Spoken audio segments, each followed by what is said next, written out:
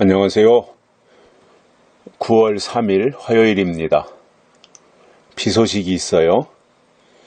양이 좀 많다고 합니다. 이게 가을 장마라는 말이 있더라고요. 그냥 뭐 조금 비가 오고 마는 것이 아니라 장마처럼 비가 이렇게 지속적으로 내릴 모양입니다. 적당히 모든 게 돼야 좋은데 무리하면 여러 가지로 또 문제가 생기지요. 하나님이 도와주시기를 바라고요. 종교인하고 신앙인하고는 다르지요. 뭐 제가 사전에서 찾아보진 않았습니다만은 그냥 이렇게 생각을 해보면 종교인은 눈에 보이는 어떠한 것을 쫓아간다든가 아니면 자기의 노력으로 뭔가 성취하려고 할 때 그것은 하나의 어떤 종교의 영역이라고 봅니다. 근데 신앙은 내 노력과는 상관이 없이 위로부터 하나님에 의해서 우리의 하나님이 주신 약속들을 받아서 그것을 이루어가는, 그리고 하나님께 이끌림 받아 가는 것이 신앙인이라고 봅니다. 그래서 내가 뭔가를 찾아가는 것이 종교라면 하나님이 우리를 부르셔서 하나님께로 향해 가는 것이 신앙이라고 봅니다. 그러니까 단어적으로 보면 종교나 신앙이나 비슷하게 느낄지 모르지만 결과로 보면은 엄청난 거지요. 내가 노력으로 뭔가 성취하는 것과 하나님이 은혜를 주셔서 또 하나님이 감동을 주셔서 하나님의 일을 하는 것과는 차이가 많이 있다는 거죠. 비교가 안 될 정도지요. 우리는 이 시대에 종교의 영역을 뛰어넘어서 신앙의 영역, 즉 하나님의 역사 속으로 들어가는 겁니다. 가장 비극적인 게 뭐냐면 하나님을 믿는다고 하면서 종교의 범주에 머무르는 거. 이거는 가장 비극적인 겁니다. 우리는 연약하지만, 우리는 부족하지만, 우리는 손에 가진 것이 없지만, 우리는 유명하지 않지만, 우리는 내세울 것이 없지만, 그러나 우리는 신앙인으로서 하나님과 함께 동행하는 그러한 삶을 살아간다면 그것이 최고의 기쁨이고 축복이 되리라고 확신합니다. 우리는 다 신앙인들이죠, 그죠? 예. 그렇다면 하나님의 방법으로 살자는 거예요. 그 신앙이라는 게 뭐예요? 하나님의 방법으로 사는 거였잖아요. 하나님의 방법. 근데 자꾸 우리가 순간순간 우리의 계획과 우리의 방법으로 살아가려고 할 때가 많이 있어요. 그래서 실패가 오는 거죠. 그래서 하나님의 도우심, 하나님의 역사하심, 하나님의 방법, 이러한 것에 우리가 익숙해져야 됩니다. 오늘 말씀은요, 마태복음 21장 19절입니다. 길가에서 한 무화과 나무를 보시고 그리로 가사 잎사귀 밖에 아무것도 얻지 못하시고 나무에게 이르시되 이제부터 영원토록 네게 열매가 맺지 못하리라 하시니 무화과 나무가 곧 마른지라. 아멘.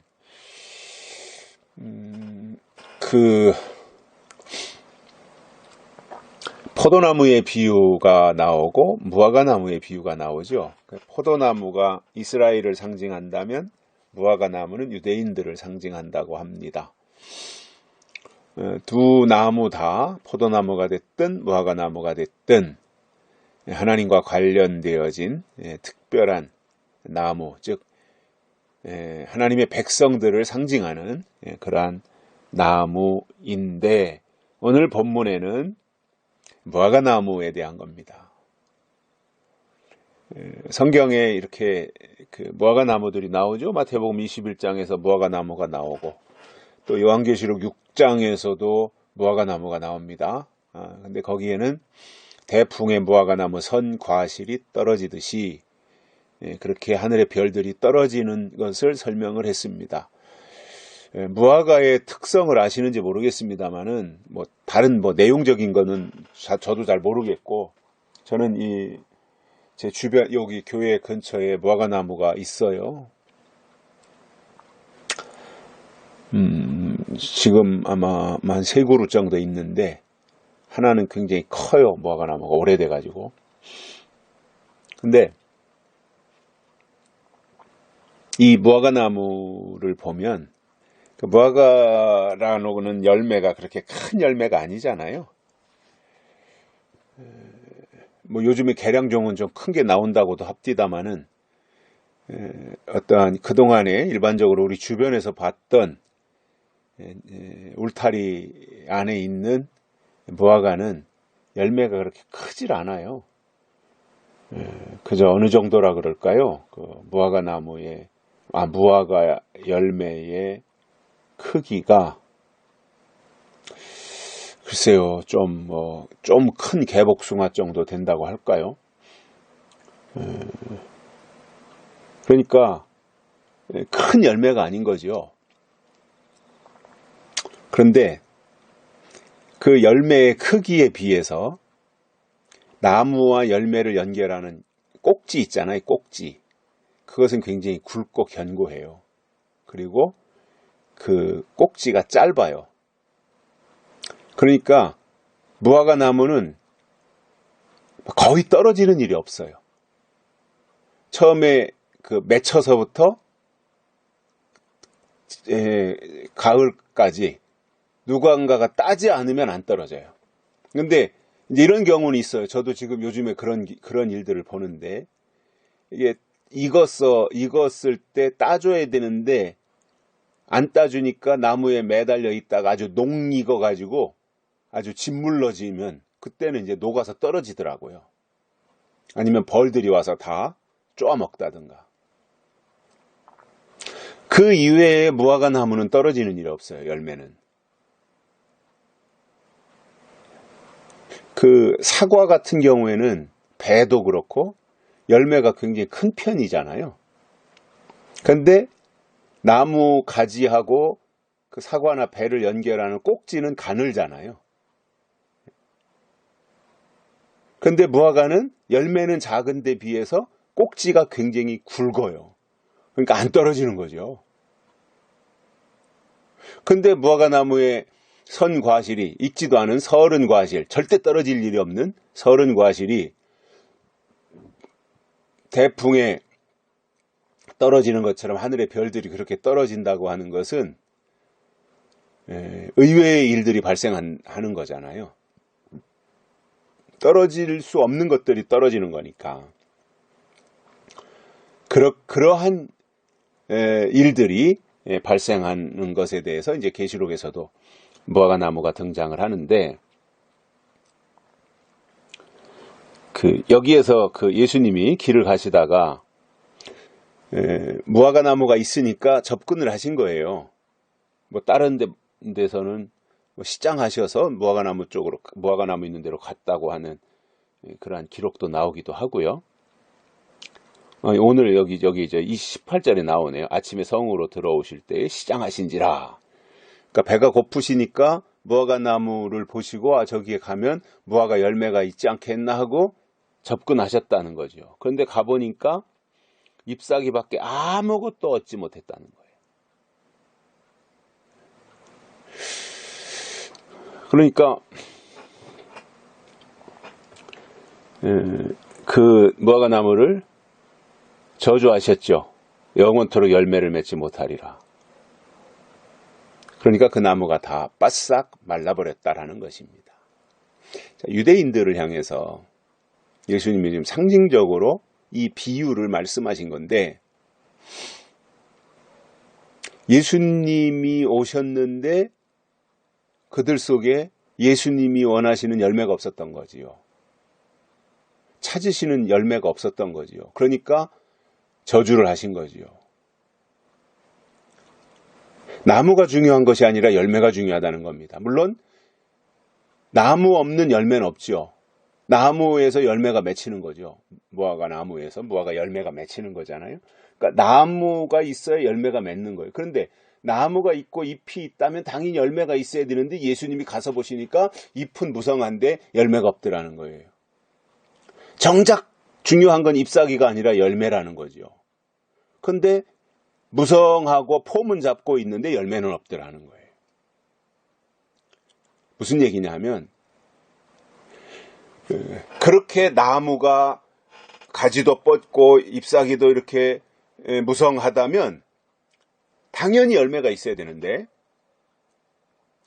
열매가 없다고 하는 것은 그 나무의 존재의 이유가 없다라는 거예요. 즉, 자, 이것을 유대인들로 상징했고 이것을 오늘 교회 또 우리들에게 상징해 볼 때 교회, 여기 교회가 있네?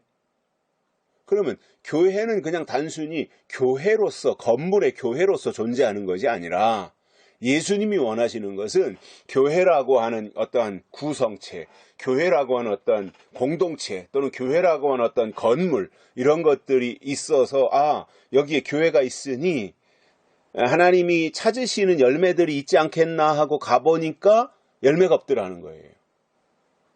그러면 열매가 없는 무화과 나무가 의미가 없듯이 하나님이 찾으시는 믿음의 열매가 그 교회 안에 없다면 그 교회는 존재의 가치가 없다라는 말이에요.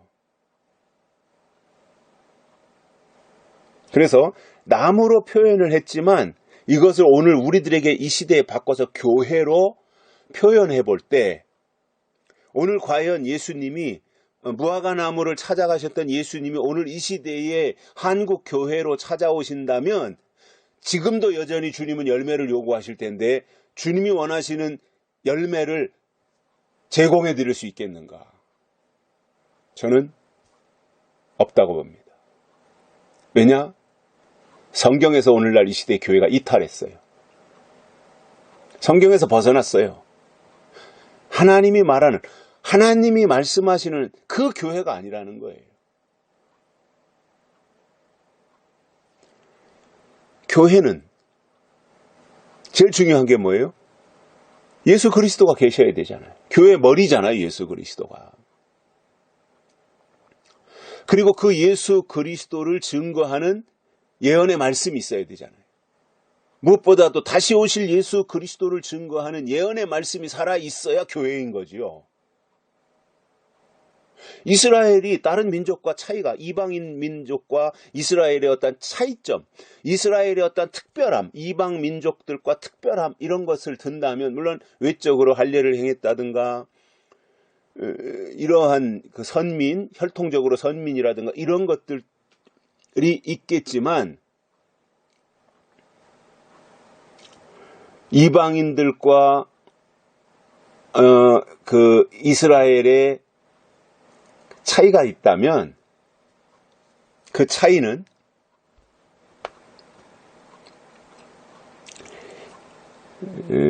하나님이 그들에게 주신 예언의 말씀이 있다는 거예요.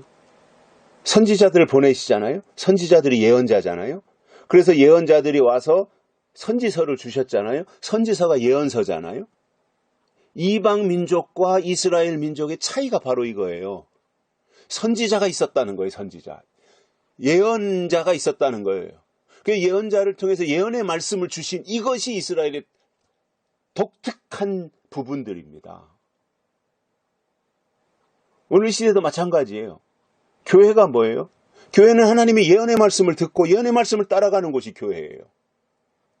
그냥 사람들이 모여서 이 어떤 친교나 하고 헤어지는 그게 아니라는 거예요. 물론 친교 필요합니다. 교제가 있어야 돼요. 이게 사람이 살아가는 데 있어서 사람과의 관계 형성이 중요한 거잖아요. 관계성 속에서 사는 거니까. 근데 그게 교회는 아니라는 거예요. 그것보다도 더 상위에 있어야 되는 게 뭐예요? 예언의 말씀이에요. 그래서 목사님들은 예언자가 되어야 돼요. 목사님들은 선지자가 되어야 돼요. 그래서 하나님의 말씀을 받아서 예언을 해야 되는 거예요. 이게 선지자예요. 선지자가 말로는 선지자라고 하면서 선지자가 예언을 안 한다면 선지자가 아닙니다. 그건 거짓 선지자예요. 선지자라면 하나님이신 예언의 말씀을 증거해야 참 선지자인 거예요. 말로는 나는 선지자다, 나는 하나님께 기름 부음 받았다 라고 말은 하는데 그 입에서 한마디도 예언의 말씀이 안 나온다. 그건 거짓 선지자입니다. 가짜입니다. 그거는.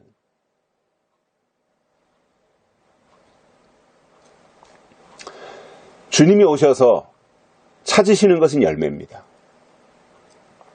그러면 예수님이 초림하셨을 때 이제 구약 시대가 끝나고 예수님이 이제 초림하셨고 초림하심으로 구약이 끝났고 그리고 이제 성령을 보내주시고 새로운 것들을 말씀으로 새로운 시대가 온다고 예수 믿어야 된다고 하는 이제부터는 율법이 아니라 예수님이어야 된다 이러한 내용들을 증거해 주셨거든요. 시대가 바뀐 거죠. 그렇다면 그들이 이제 구약이 끝났구나. 이제는 신약에서 예수를 믿어야 되는구나. 예수님을 만나야 되는구나. 이렇게 어떠한 의식의 전환 이런 것들이 와야 되는 거잖아요. 초대교회 사람들이 그렇게 형성이 된 거잖아요. 그래서 더 이상 이제 구약의 모든 시스템은 시대가 바뀌고 법이 바뀜에 따라서 이제 예수 그리스도라고 이제 예수 그리스도로 나타났고 하나님의 역사가. 그래서 그 예수 그리스도를 증거하면서 또 성령을 증거하면서 이렇게 쭉 이어져 오면서 결국 신약에 와서 예수님이 오셨는데 구약에서는 메시아가 오신다는 것이 예언이었지만 신약에서는 예수님이 오셨으니까 메시아가 오신다는 것은 예언이 아니잖아요. 이제 이루어졌으니까 성취되고 나면 예언이 아닌 거잖아요. 그러니까 예수님이 오셔가지고는 이제 오셨으니까 메시아는 더 이상 메시아가 오신다 이거는 아니잖아. 오신다 이게 예언인데 오셨으니까 오신다는 아니잖아요. 그러면은 예언이 이루어졌으니까 예언이 완성이 되었고 없잖아요. 그래서 다시 주신 예언이 뭐예요? 성령을 받아야 된다. 성령이 오신다. 이 성령에 대한 예언을 예수님이 오셔서 증거하신 거예요. 그리고 또 하나는 뭐예요? 하나님의 나라가 임하고 있다. 하나님의 나라에 대한 것을 예언으로 주신 거거든요. 성령과 하나님의 나라. 이것을 예언으로 주신 거예요, 예수님이. 그러면서 그들을 성령 안에서 하나님의 나라를 바라보며 가는 그들에게 이제 끝에 가서 끝부분에 가서 예수님이 다시 오신다. 그래서 은혜 시대의 신앙이 뭐예요? 하나님의 나라를 바라보며 성령 안에서 다시 오실 예수님을 바라보고 기다리며 가는 이것이 믿음이고 신앙. 이게 다 예언이잖아요, 지금. 하나님의 나라, 성령 받아야 되는 거. 그리고 예수님이 다시 오시는 거. 예언이잖아요. 그래서 은혜 시대의 신앙도 이 예언에 속해야 이것이 하나님 앞에 합당한 열매가 되는 거라는 거예요. 그러면 이제 예수님이 다시 오실 시간이 가까워졌잖아요. 임박했잖아요. 지금 시점에서 초대교회 때보다 지금 이 마지막 시대 교회가 재림이 임박한 시대잖아요. 그러면 재림이 임박했다고 하는 것은 이제 그 임박한 가운데서 하나님이 주신 마지막 이루어질 일에 대한 예언이 가감없이 나가야 되는 거예요. 이게 선지자예요. 이게 예언자예요. 그리고 그 예언의 말씀이 열매라는 거예요.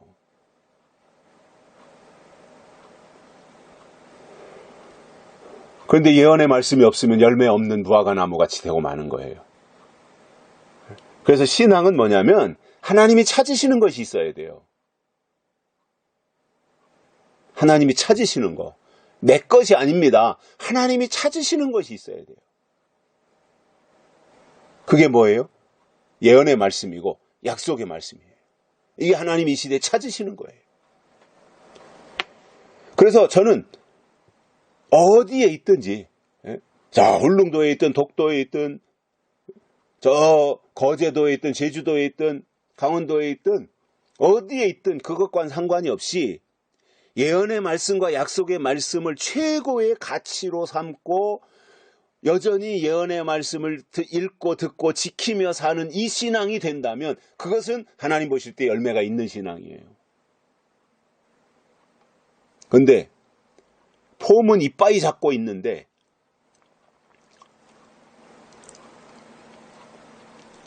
정말 하나님이 찾으시는 열매가 없다면 위선자라는 겁니다. 잎사귀 보고 하나님이 이거 너 훌륭하다. 너 잎사귀가 이렇게 무성하고 때깔도 좋고 야, 너 참 신앙생활 잘하고 있구나. 이게 아니잖아요. 가지가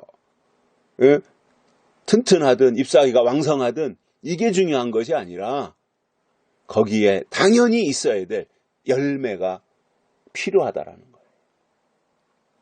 그게 열매가 뭐라고요? 예언의 말씀, 약속의 말씀, 요한계시록, 신앙, 이게 열매인 겁니다. 그것에 대해서 예언해야 되는 것이 설교인 겁니다. 그래서 설교자들이 설교하는데 설교자가 설교하는 그 설교에 예언이 빠지면 그것은 하나님의 말씀이 아닌 겁니다. 그거는 열매 없는 무화과 나무로 폼만 잡고 있는 겁니다. 잎사귀 이렇게 우리 많잖아. 잎사귀 많잖아. 잎사귀. 어쩌라고요? 하나님이 찾으시는 것이 있어야 되는데 하나님이 찾으시는 것이 없는데 어쩌라는 거예요. 그것 가지고. 그래서 우리가 열매가 없으면 저주받아요. 잎사귀 아무리 많아도 의미가 없어요. 그러나 좀 앙상한 모습이었을지라도 거기에 당연히 있어야 될 열매가 있다면 그것은 칭찬받는 거예요. 잘하였도다 착하고 충성된 종아 그러면서. 오늘 이 시대 우리의 신앙 어떻게 만들어가야 되겠습니까? 하나님이 찾으시는 것이 우리 안에 있어야 된다라는 거예요. 그 찾으시는 것이 뭐라고요? 예언이고 약속이고 결국 요한계시록이다라는 겁니다. 오늘 여기까지 하겠습니다. 감사합니다.